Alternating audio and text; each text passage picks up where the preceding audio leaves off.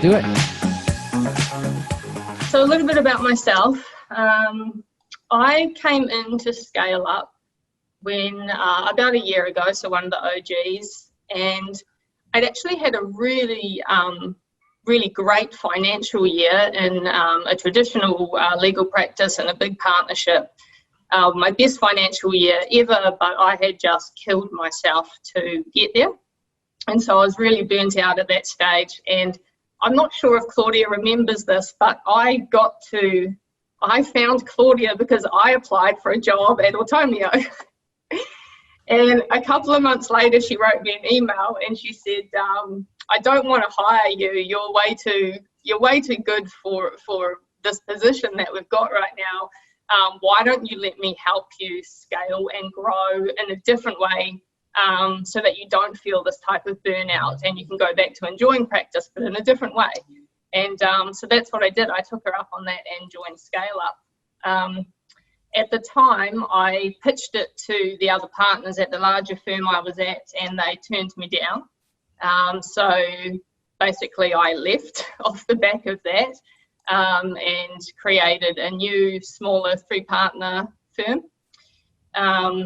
So my signature solution is for gym owners. I had a background in the health and fitness industry, so for about 5 or 6 years while lawyering, I also owned a gym. So that's why they're my ideal clients, and yeah, that's how I can sort of reach them and speak to them, because I know that industry inside out as well.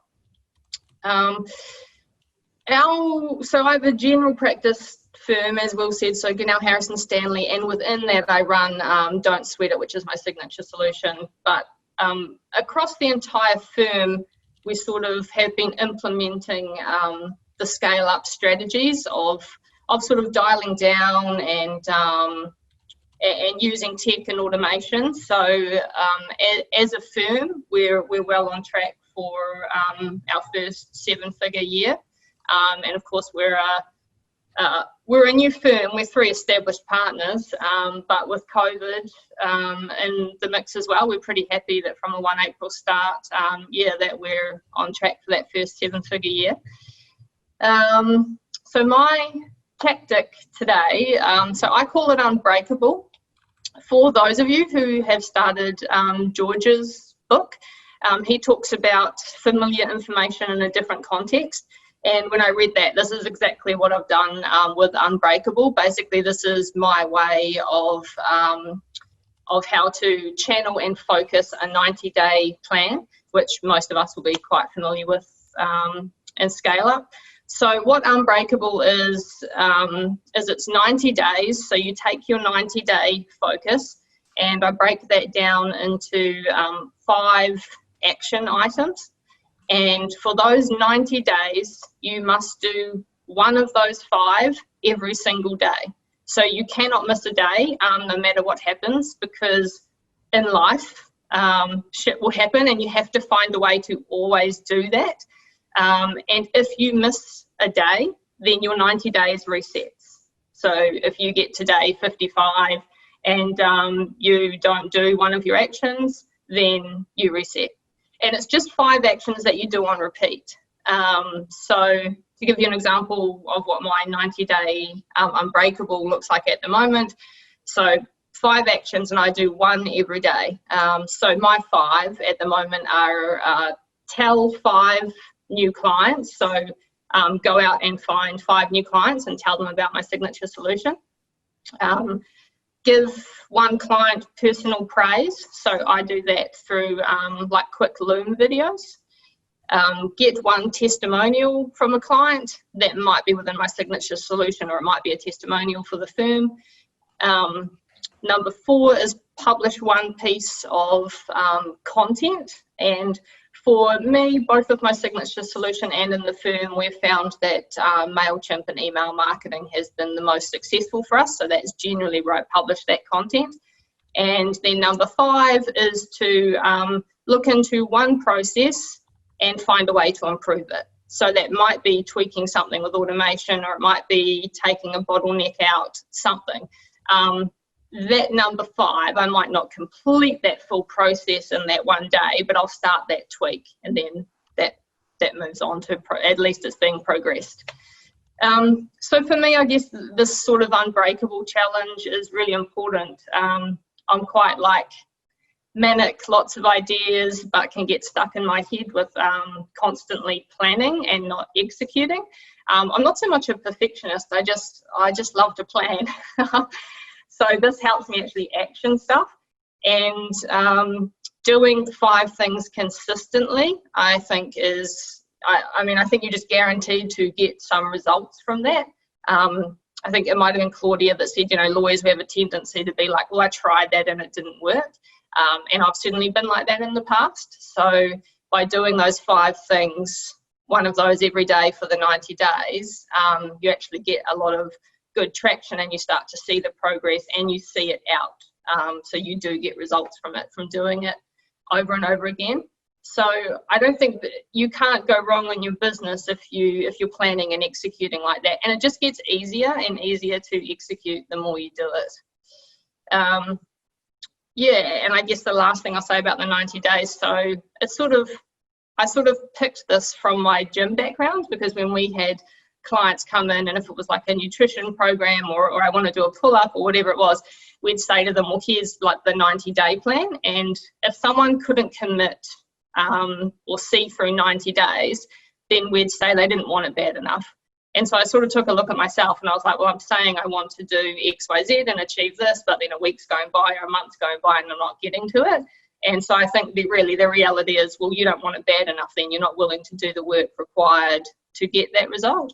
So yeah, this 90-day Unbreakable challenge sort of hones in my focus, and also proves, I guess, to myself and the firm that this is how bad we want it. We're willing to do an Unbreakable challenge and take that on. So I think that's about it. Well, that's awesome. That's great. And I guess in terms of doing it and finding the time to do it, do you carve out time in your day? Do you plan time in your day to get to those things? Yeah, I do. So for starters, it doesn't take a lot of time. The thinking about shit, excuse my language, the thinking about stuff is what takes time. Like, I could sit in my head for 3 hours and think about something that will take 10 minutes to execute. So, I mean, I hear that excuse all the time, and I was the biggest, moniker for that excuse, time. But executing does not take time. The planning takes all that time. But yeah, so I do put aside a bit of time. So I know in the mornings, for example, that I'm most creative. I have client meetings from 11 till 2, because that's when I'm a bit... I have high energy, but I'm a bit sort of all over the place, so a client meeting kind of structures me. And then the afternoons, I like to do my technical work. So yeah, so I guess for me, I tend to do them in the morning. When I'm more creative, don't get bogged down with work, and also it's just kind of cool to get it out of the way. Right, awesome. There's been a few requests just to recap your 5 things again. Oh yeah, so tell 5 new prospective clients, give praise to 1 client, get 1 testimonial, publish 1 piece of content, and improve 1 process. Awesome. Who is going to try this? Type Unbreakable into the chat if you're going to give this a go. I think there's going to be about 63 people left here, 63 people typing Unbreakable into the chat. So yeah, and you just have to be honest with yourself and do that reset. And I think just having that, I don't know, lawyers are generally sort of quite hard on ourselves and quite competitive, and having that thing, if you have to reset, if it's like 11:30 at night and you lie in bed and remember you haven't done it, I've literally got up before to do something. Yeah, because you just have to, I like that sort of self-discipline, I guess, of feeling shit if I have to start again. That's awesome. And we just had a question there from Yvonne. What was the name of your signature solution? And is it sold under your law firm banner, under the PI insurance, or is it a standalone? Well, she's asked if it's a standalone website. I know the answer to that one. Yeah. So no, there's no website for it. So what we've done is we have two limited liability company structures. All 3 directors are in both. But yeah, we currently have our PI for the law firm. And then I think actually on our policy, I mean, you'd have to talk to your own insurance broker, but I think we then have Don't Sweat It Limited come under that PI umbrella. So just sort of like how you might have a trustee company come under that umbrella. So we have one policy that covers several companies. Yeah, a lot of what I do in Don't Sweat It is more product based, so not necessarily required to have that PI for insurance purposes. But if you're getting government grants or funding, like a lot of gym owners are right now, they all require you to have public liability minimum. So it's just, yeah, it's tidy to sort of have that in the group and just get it covered. But we've sort of been thinking about it lately. We may well just bring it under the firm company umbrella. I'm just finding it like, yeah, a bit of work with two sets of financials and things like that.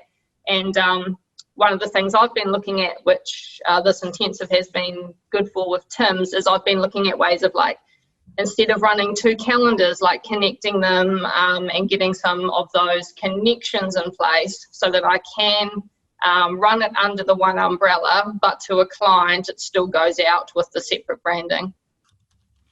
Right, awesome. And yeah, to know on the website, so we share a lot of Nicole's wins through Scale Up and through some of our social media posts and things. And all the wins that Nicole's got through Don't Sweat It is she does not have a website. She runs it through mainly through a Facebook group as a community. So everyone waiting on their website to sort of get out there and launch, Nicole is a great example of why you do not need to wait for that. Yeah, totally. So I just have like, I just have a private community group called Gym Owners Get Made, Paid and Laid. I funnel people through that either through like direct connections or MailChimp. And that's where most of my information and free resources and value goes into. And then, yeah, it's just sort of growing from there. And so, I definitely want to get a website up, I guess, for a bit of credibility. But at the moment, it's like, it's just, yeah, it's kind of one of those sort of things that I think it's a bit like a logo. It's really nice to have and you feel like really good having that set up. But in reality, that has not stopped any of my progress at all. So I think if I had done this before meeting Claudia, I would have had this fucking amazing looking, probably like 20 grand website, all the bells and whistles, and I wouldn't have sold shit.